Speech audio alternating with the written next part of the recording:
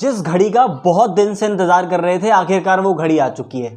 तो CBSE board ने अपना सोशल साइंस का और सारे ही सब्जेक्ट्स का सिलेबस इशू कर दिया है। बड़े दिन से कंट्रोवर्सी चल रही थी कि कब आएगा सिलेबस, कब आएगा सिलेबस, कब आएगा, पर आ गया सिलेबस फाइनली। लेकिन इस बार एक ऐसा इतिहास रच दिया सिलेबस लाने पे जो शायद दुनिया में सोचा ही नहीं था हमने।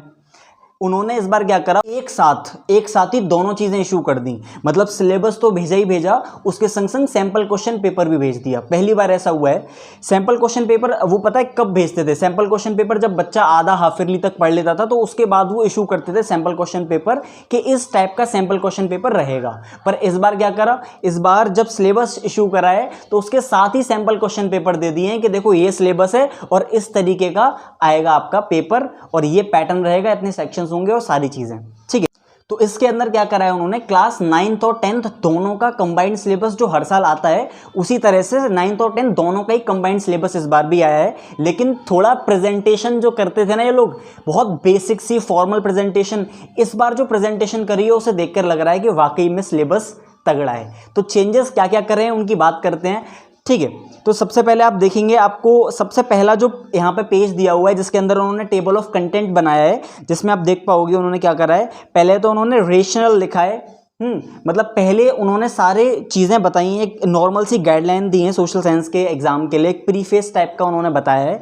उसके बाद उन्होंने सारे लर्निंग ऑब्जेक्टिव्स लिखे हैं कि सोशल साइंस को पढ़ने का हमारा लर्निंग ऑब्जेक्टिव क्या होता है ना।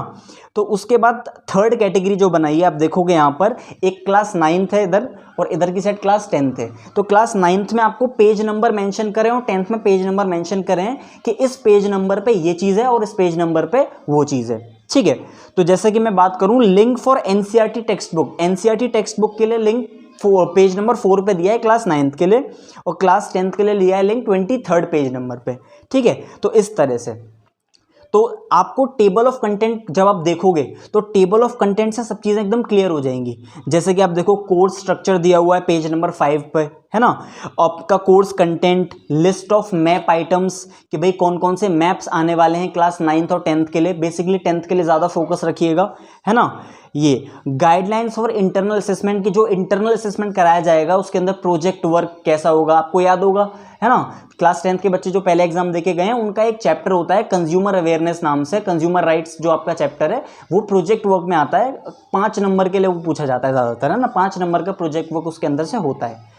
तो इस तरह से उन्होंने सब बताया है कि what will be the guidelines for internal assessment, what are the prescribe text books जो वो बता रहे हैं, है ना, इस तरह से बताया है। तो इसके बाद जब हम आगे बढ़कर आएंगे, जब आगे आएंगे तो आप एक चीज़ देखिए, क्लास 9th की मैं बात नहीं कर रहा अभी, मैं केवल अभी क्लास 10th के लिए बात कर रहा हूँ।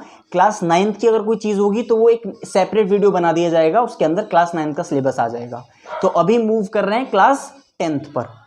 क्लास 10th के लिए मैं बताना चाहूँगा, ज़रा इस बात पे फोकस करिएगा। मैं आपको प्रीवियस ईयर के थोड़े कंपैरेटिवली बताने वाला हूँ कि पिछले कुछ साल जो हमारे गए उन सालों के अंदर क्या होता था कि पहले के टाइम पर आपके पास 4 बुकें होती, हमारी जो चारों बुक्स होती थी वो 20-20 मार्क्स की होती थी, मतलब सारी बुक्स का इक्वल वेटेज होता था क्लास 10th के अंदर। पर इस बार मैं क्या देख रहा हूँ, बड़ा ड्रास्टिक चेंज उसके अंदर देखने को मिल रहा है कि इन्होंने हिस्ट्री के अंदर क्या करा है, हिस्ट्री क्योंकि थोड़ा वास्ट होता है उसके संग नाइंसाफ़ी भी होती थी, कम मार्क्स का होता था वो, मतलब इन कंपैरिजन टू इकोनॉमिक्स और पॉलिटिकल साइंस उसकी इज्जत ज़्यादा होनी चाहिए भाई, उसको नंबर ज़्यादा अलॉट होने चाहिए।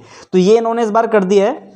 हिस्ट्री के अंदर क्लास 10th के अंदर 70 पीरियड्स रखे हैं उन्होंने पढ़ाने के लिए कि भाई 70 पीरियड्स के अंदर हिस्ट्री को पढ़ाया जाएगा, इंक्रीज कर दिया गया है उसके पीरियड्स को, और बोला गया है कि 23 मार्क्स की वो पूछी जाएगी, 23 मार्क्स की आपकी हिस्ट्री पूछी जाएगी, ठीक है। इसके बाद ज्योग्राफी के लिए बोला है, इसमें भी 70 पीरियड्स आपके लगेंगे इसके पूरा कोर्स कराने के लिए, 7 चैप्टर जो इसके होते हैं, और ये आएगी आपकी 22 मार्क्स की। कितने मार्क्स की? 22 मार्क्स की। इसी के साथ पॉलिटिकल साइंस जो है आपकी, डेमोक्रेटिक पॉलिटिक्स सेकंड वाली बुक जो होती है उसके अंदर बोला गया है कि ये जो पढ़ानी है ये उनको 20 पीरियड्स के अंदर पढ़ानी है, और इसके डेज अलॉट करे गए हैं, मतलब इसके डेज 20 डेज अलॉट करे गए हैं, 20 डेज आपके पीरियड्स जो लगते हैं, और 15 मार्क्स के लिए बोला गया है, 15 नंबर का इसमें से पूछा जाएगा। इसके वेटेज को कम कर दिया है, पहले 20 हुआ करता था वेटेज, है ना।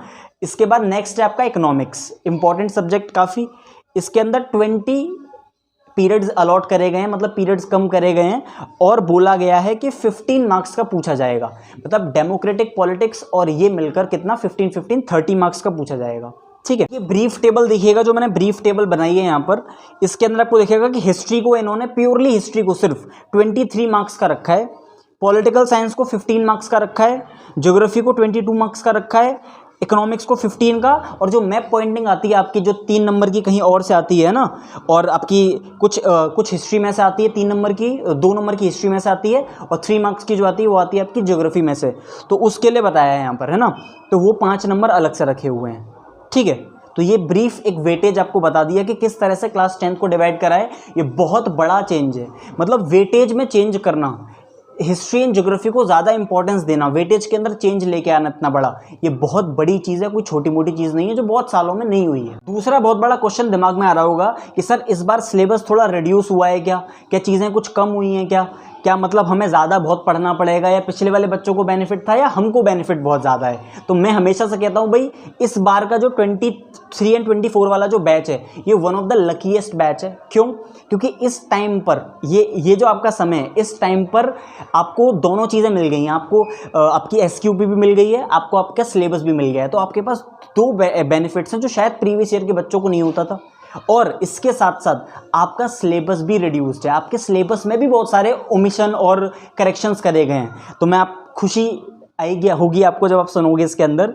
तो फर्स्ट चैप्टर जो होता है आपका, जो आपके शायद स्कूल में स्टार्ट भी हो गया होगा, वो है the rise of nationalism in Europe, ये पूरा आपका आएगा। सेकेंड, नेशनलिज्म इन इंडिया, ये आपका पूरा चैप्टर आएगा। ठीक है, थर्ड चैप्टर आपका the making of global world, the making of global world, NCERT के अंदर लिखा रहता है 1.3 ऐसे करके, है ना। तो 1 से लेके, सब टॉपिक की बात कर रहा हूँ, the making of global world में 1 से लेके 1.3 तक आएगा, और उसके अलावा नहीं आएगा। खुश, मुस्कुरा जाइए, खुश हो जाइए बहुत ज़्यादा, क्योंकि ये चैप्टर जो है ये one of the boring chapter माना जाता है, बहुत टाइम लगता है इस चैप्टर को पढ़ने में। और इन्होंने अगर ये चैप्टर कम कर, मतलब इसके अंदर कुछ ओमिशन करा है, कुछ काट दिया है, तो बहुत अच्छी बात है, क्योंकि इस चैप्टर के अंदर आपस में कनेक्शन नहीं बनते हैं। खुश हो जाना इस बात पे। इसके बाद लास्ट चैप्टर जो है आपका print culture and the modern world. ठीक है, तो 4 ही चैप्टर हैं, उसमें भी जो एक चैप्टर है वो तो मैंने बताया कि कितना काट दिया उस चैप्टर को, है ना। तो 4 ही चैप्टर आपको इसके अंदर पढ़ने हैं। पिछले वाले बच्चों को 5 चैप्टर पढ़ने पड़े थे, वो भी पूरे, आपको केवल 3 पूरे, और एक चैप्टर जो है the making of global world, one of the difficult chapter, उसको कम पढ़ना है, पूरा नहीं कम पढ़ना है थोड़ा, है ना। तो और इसके नंबर भी ज़्यादा मिलने वाले हैं आपको, है ना, 23 मार्क्स मिलने वाले हैं। इसके बाद आ जाइए 23 क्यों, आपको 25 ही मिलेंगे, 2 नंबर और मिलेंगे ना मैप के। इसके बाद आ जाइए पॉलिटिकल साइंस पर। पॉलिटिकल साइंस के अंदर आपका पावर शेयरिंग आएगा। ठीक है, पूरा पढ़िएगा। फेडरलिज्म आएगा, जेंडर, रिलीजन, कास्ट आएगा। इसके अंदर कुछ पिक्चर्स ओमिटेड होती हैं, कोई दिक्कत नहीं है, पढ़ भी लोगे तो, है ना। और पॉलिटिकल पार्टीज आएगा, और आउटकम्स ऑफ डेमोक्रेसी आएगा। ये 5 चैप्टर्स के अंदर आएंगे, बहुत आसान चैप्टर है, आराम से निकल जाएंगे। ठीक है, इसके बाद आपका जो ज्योग्राफी के अंदर है उसमें भी थोड़े बहुत ओमिशन करे हैं इन्होंने। रिसोर्सेज एंड डेवलपमेंट चैप्टर आने वाला है। ठीक है, forest and wild life resources भी आने वाला है। इसके अंदर कुछ ओमिशन होगा, वो बताऊंगा आपको मैं भी, है ना। वाटर रिसोर्सेज चैप्टर आने वाला है। एग्रीकल्चर आने वाला है। Life lines of national economy आने वाला है, लेकिन इसके अंदर केवल रोडवेज और रेलवेज आएगा। Life line of national economy में रोडवेज और रेलवेज ही आएगा, इसके आगे का नहीं आएगा, ध्यान रखिएगा। तो बहुत मुस्कुराने वाली बात है। 1 2 3 4 5 ही चैप्टर आने वाले हैं, और बाकी 2 चैप्टर और आते थे, वो चैप्टर भी ओमिटेड हैं। बहुत रिलैक्स्ड हो जाइए कि भाई अब मज़ा आएगा, है ना। चलो, इसके बाद क्या है, इकोनॉमिक्स पे आ गए। इसके बाद डेवलपमेंट चैप्टर पूरा आएगा। सेक्टर्स ऑफ इंडियन इकोनॉमी पूरा आएगा। मनी क्रेडिट आएगा आपका पूरा। ग्लोबलाइजेशन चैप्टर जो आपका है, उस चैप्टर में थोड़ा सा काटा गया है। ठीक है, क्या काटा गया है, उसके अंदर सब टॉपिक कौन कौन से आने वाले हैं, आपका व्हाट इज ग्लोबलाइजेशन आने वाला है। Factors that have enabled globalisation आने वाला है ना। ये चीज़ें आने वाली हैं उसके अंदर। ठीक है, इसके बाद आपका जो नेक्स्ट है मैप का है। मैप आपको पता ही है, सारे चैप्टर जो होते हैं जियो के, उसमें से जो मैप आएगा 3 नंबर का वो आएगा। हिस्ट्री में से एक चैप्टर है आपका नेशनलिज्म इन इंडिया, केवल उसमें से मैप आएगा, वो भी 2 नंबर का। 9 चीज़ें मेंशन होती हैं, उसमें से 2 आ जाती हैं, बहुत आसान। आप इसमें देखोगे, इसमें आपको दिखेगा कि लिस्ट ऑफ मैप बताया रखा है कि कौन कौन सा मैप वो बोर्ड एग्जाम में पूछ सकते हैं, है ना। तो हिस्ट्री से बताया हुआ है यहाँ पे मैप देखना आप, और इसके अलावा नीचे चैप्टर लिखे हुए होंगे सामने, और चैप्टर के सामने बताया होगा कि इस चैप्टर में से ये वाला मैप कराया जाएगा। मैं आपको ये रिकमेंड करूंगा इसके अंदर कि चैप्टर के लिए, मतलब मैप वर्क के लिए सेपरेट बुक बना के रखना, जो स्कूल बनवाता ही है, और उस बुक को संभाल के रखना, काफ़ी बार लगातार प्रैक्टिसेस करते रहना, क्योंकि इन दी एंड मैप के नंबर एकदम फ्री के होते हैं, 5 में से 5। ठीक है, आपको मैंने पूरा बता दिया कि क्या क्या सिलेबस होने वाला है क्लास 10th का, प्रिपरेशन कैसे करनी है, और जो जो धीरे धीरे गाइडलाइंस होती रहेंगी कि किस तरह तैयारी करें, कौन कौन से चैप्टर पढ़ें, तो पूरी तैयारी मैं आपको यहाँ कराने वाला हूँ पूरे साल। ठीक है, तो पूरे साल साथ रहेंगे, देखेंगे, एक एक चैप्टर को ढंग से पढ़ेंगे और सारी चीज़ों को करके 80 आउट ऑफ 80 बोर्ड एग्जाम में लेकर आएंगे। ठीक है।